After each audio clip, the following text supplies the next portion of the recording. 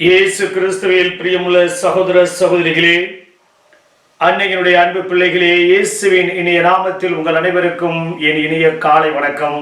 இன்று திங்கட்கிழமை. இன்றைய நாள் இனிய நாளாக, ஆசீர்வதிக்கப்பட்ட நாளாக அமையட்டும். நீங்க எல்லாரும் நல்லா இருக்கணும். பிரியமான சகோதர சகோதரிகளே, இந்த நாளில ஆண்டவர் நாம் ஒவ்வொருவரிடம் இருந்து ஏணியாய் இருக்க அழைப்பு விடுக்கின்றார்.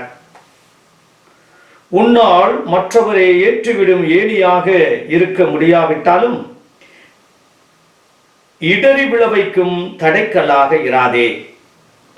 இன்றைய நாளில் ஆண்டவர் பரிசேயர்களையும் மறைநூல் அறிஞர்களையும் ஐயோ கேடு என்று சாடுகிறார். குருட்டு வழிகாட்டிகளே என்று மீண்டும் மீண்டுமாய் இந்த நாளில் கூறுகிறார்.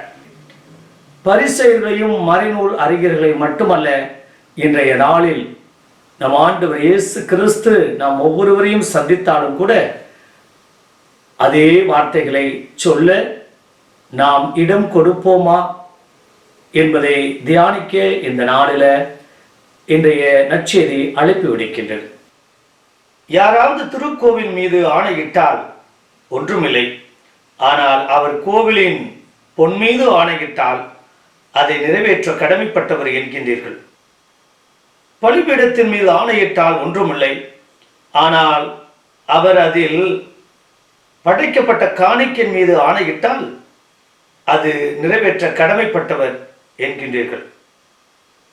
இந்த நாளில் ஆண்டவர் அருமையான விதத்தில் கேள்வி ஒன்றை கேட்கின்றார். எது சிறந்தது? பொன்னா, பொன்னை தூய்மையாக்கும் திருக்கோவிலா? பலிபீடமா, அல்லது பலிபீடத்தில் வைக்கப்படக்கூடிய காணிக்கையை தூய்மையாக்கும் பலிபீடமா என்பதை இந்த நாளில் ஆண்டவர் மீண்டும் நமக்கு வலியுறுத்துகிறார். திருக்கோவில் மீது ஆணையிடுபவர் அதன் மீதும் அதில் குடிகொண்டிருப்பவர் மீதும் ஆணையிடுகிறார். வானத்தின் மீது ஆணையிடுகிறவர் கடவுளின் அரியணையின் மீதும் அதில் வீற்றிருக்கிற கடவுள் மீதும் ஆணையிடுகிறார் என்று கூறுகிறார்.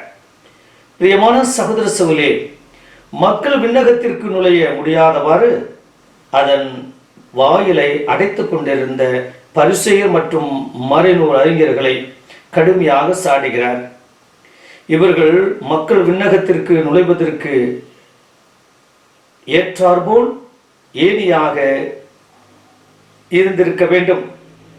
அவ்வாறு இல்லாமல் தடைக்கல்லாக இருந்ததால்தான் இயேசு அவர்களை சாடுகிறார். நாம் பிறரை ஏற்றிவிடும் ஏணியாக இருக்கின்றோமா? இடறி விழவைக்கும் தடைக்கல்லாக இருக்கின்றோமா? பிரியமான சகோதர சகோதரிகளே, ஒருவருடைய வளர்ச்சிக்கு நாம் வித்திட வேண்டுமே தவிர ஒருவருடைய தாழ்வுக்கும் ஒருவருடைய வாழ்விற்கும் இடையூறாக இருக்கக்கூடாது. நம்முடைய வார்த்தையும் செயலும் மற்றவர்களை வாழ வைக்க வேண்டுமே தவிர மற்றவர்களை அமுக்கி விடக்கூடிய, அழுத்தி விடக்கூடிய வார்த்தையாக செயலாக இருக்கக்கூடாது. சாதகமாக இல்லை என்றாலும் பாதகமாக இராதே என்ற சொல்லும் உண்டு. பிரியமான சகோதர சகோதரிகளே, வைக்கோலில் படுத்திருக்கக்கூடிய நாயை போல நாம் இருக்கக்கூடாது. அதுவும் வைக்கோலை தின்ன முடியாது, மாடுகள் வந்து தின்பதையும் விடாது. ஒரு சில நேரங்களில் நான் படிக்கவில்லை, என்னை சார்ந்தவர்களும் படிக்கக்கூடாது. நான் சந்தோஷமாக இல்லை, மற்றவர்களும் சந்தோஷமாக இருக்கக்கூடாது. முக்கியமான நாட்களில், திருமண நாளில் அல்லது முக்கியமான விசேஷங்களில் அப்போதுதான் ஒரு சில நபருக்கு உடம்பு சரியில்லாமல் போய்விடும். ஒரு சில நபர்கள் நோய்வாய்ப்பட்டு விடுவார்கள். ஒரு சில நபர்கள் ஏதாவது ஒரு அட்டென்ஷன் சீக்கிங் என்று சொல்வார்களே, கவன ஈர்ப்புக்காக எதையாவது ஒன்றை செய்து கவனத்தை ஈர்க்கக்கூடிய சூழ்நிலையும் நபர்களையும் நாம் அன்றாட வாழ்க்கையில் பார்த்து கொண்டுதான் இருக்கின்றோம். ஒருவர் சந்தோஷமாக அல்லது மகிழ்ச்சியாக இருக்கக்கூடாது. அது யாராக இருப்பினும், நம்முடைய பிள்ளைகளாக இருக்கலாம், கணவனாக இருக்கலாம், மனைவியாக இருக்கலாம், சொந்த பந்தமாக இருக்கலாம், நண்பர்களாக இருக்கலாம். நாம் மற்றவருடைய மகிழ்ச்சிக்கும் சந்தோஷத்துக்கும் காரணமாக இருக்க வேண்டுமே தவிர அதை கெடுக்கக்கூடிய காரணிகளாக, நபர்களாக நாம் இருக்கக்கூடாது என்பதுதான். நான் துன்பப்பட்டாலும், வேதனையில் இருந்தாலும், வருத்தத்தில் இருந்தாலும், கடன் சுமையில் இருந்தாலும், வியாதியோடு இருந்தாலும் மற்றவர்களுக்கு நான் மகிழ்ச்சியையும் சந்தோஷத்தையும் நிறைவை மட்டும்தான் தருவேன். அப்படிப்பட்ட வார்த்தைகளை, அப்படிப்பட்ட வாழ்வை நான் மற்றவர்களுக்கு கொடுப்பேன். அந்த உயிருள்ள வாழ்வை நான் கொடுப்பேன். பிரியமான சகோதர சகோதரிகளே, ஒருபோதும் மற்றவருடைய பாவத்திற்கோ, மற்றவருடைய பலவீனத்திற்கோ, மற்றவருடைய தவறுக்கோ, மற்றவருடைய குற்றத்திற்கோ நான் ஒருபோதும் காரணமாக இருக்க மாட்டேன் என்ற உறுதிப்பாட்டோடு நாம் இணைந்து ஜெபிப்போம். பரலோகத்தந்தை இறைவா, இந்த அருமையான இனிமையான நாளுக்காக உமக்கு நன்றி செலுத்துகிறோம் தகப்பனே.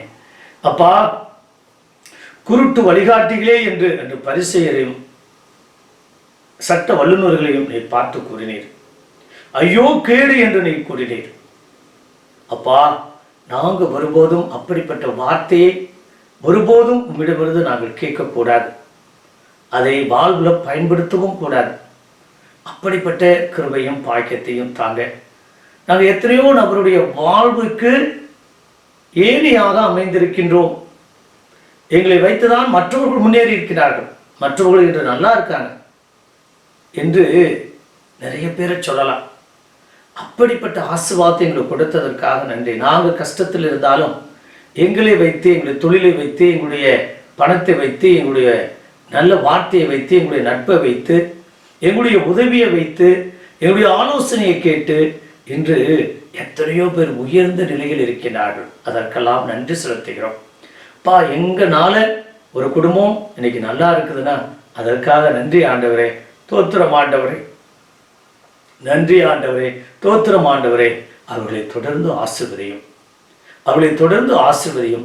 நாங்கள் ஒருபோதும் மற்றவருடைய தாழ்வுக்கும், மற்றவருடைய முயற்சிக்கும், மற்றவருடைய வளர்ச்சிக்கும், மற்றவருடைய புகழுக்கும், மற்றவருடைய பெயருக்கும் ஒருபோதும் தடைக்கற்களாக இருக்க மாட்டோம். எங்களை ஆசீர்வதிக்கும்படி எங்கள் ஆண்டவராகிய இயேசு கிறிஸ்துவின் நாமத்தில் ஜெபிக்கிறோம் நல்ல பிதாவே, ஆமென்.